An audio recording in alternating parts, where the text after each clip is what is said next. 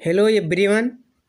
आज हम लोग क्लास 9th की दूसरी कविता जिसका नाम है बिंड को पढ़ने जा रहे हैं, जिसको लिखा है सुब्रमण्यम भारती जी ने। इस कविता में बिंड के बारे में बताया गया है।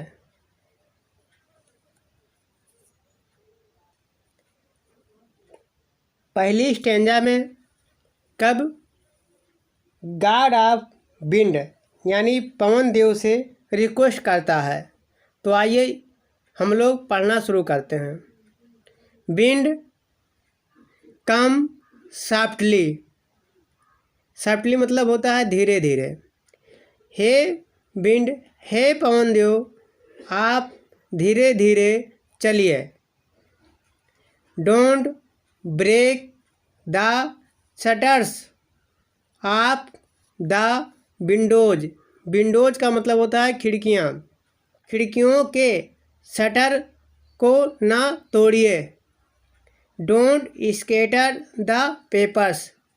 पेपर का मतलब होता है कागज़। कागज़ स्कैटर का मतलब होता है बिखेरना। कागज़ों को ना बिखेरिए। डोंट थ्रो, थ्रो का मतलब होता है फेंकना। डाउन का मतलब होता है नीचे। The book on the shelf, shelf से पुस्तकों को नीचे ना गिराइए।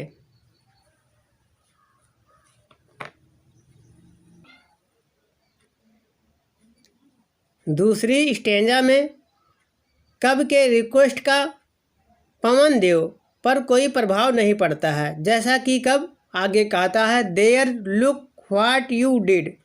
देखो तुमने क्या क्या किया। You threw them all down, तुमने सभी चीज़ों को नीचे गिरा दिया है।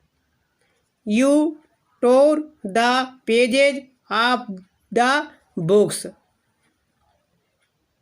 तुमने पुस्तकों के पन्नों को फाड़ दिए हैं। टोर का मतलब होता है फाड़ना।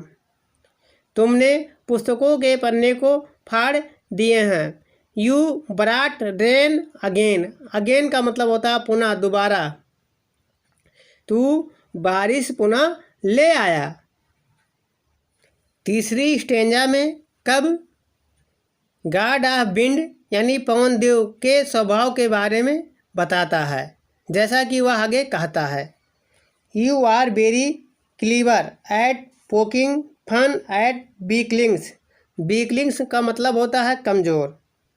तुम कमज़ोर लोगों पर हंसने में बहुत ही माहिर हो। फ्रेल कम्बलिंग हाउसेज, फ्रेल का मतलब होता है कमज़ोर और कम्बलिंग का मतलब होता है टूटा फूटा। हाउसेज मतलब होता है घर। क्रम्बलिंग डोर्स, टूटे फूटे घर। क्रम्बलिंग राफ्टर्स, राफ्टर मतलब होता है छत। Crumbling would, crumbling bodies, crumbling lives, crumbling hearts. कमज़ोर घरों, कमज़ोर दरवाजे, कमज़ोर छतें, कमज़ोर लकड़ी, कमज़ोर शरीर, कमज़ोर जीवन, कमज़ोर हृदय का तुम मजाक उड़ाते हो। द विंड गॉड विनोज, विनोज का मतलब होता है अनाज से भूसे को अलग करना यानी फटकना। तो हवा इन उपरोक्त सभी चीज़ों को तोड़ फोड़ देता है। And crashes them all, crashes का मतलब होता है कुचलना, और इन सभी चीज़ों को कुचल देता है और इधर उधर बिखेर भी देता है। चौथी स्टेंजा में कब कमज़ोर लोगों को सलाह देता है, जैसा कि वह आगे कहता है ही बिलोंग टू। ही मतलब होता है वह, वह किसके लिए आया है? पवन देव यानी विंड के लिए आया है। पवन देव वह नहीं करेंगे व्हाट यू टेल हिम, जो आप लोग उनसे करने के लिए कहेंगे। सो इसलिए कम आओ, लेटस बिल्ड, बिल्ड मतलब बनाना, स्ट्रांग मतलब मजबूत, होम मतलब घर। इसलिए आओ हम लोग अपने घरों को मजबूती से बनाएं। Let us joint the doors firmly, अपने घरों के दरवाजे को पक्के और मजबूती से बनाएं। Practice to form the body, अपने शरीर को बलशाली हमें बनाना चाहिए। Make the heart steadfast का मतलब होता है पक्का। हमें अपने हृदय को दृढ़ निश्चय वाला बनाना चाहिए। डू दिस, ऐसा करने के बाद, जब हम लोग ऐसा कर लेंगे, and the wind will be friends with us, तो हवा भी यानी पवनदेव भी हमारे मित्र बन जाएंगे। अंतिम स्टेंजा में कब कमज़ोर लोगों को समझाने के लिए आग का उदाहरण देता है।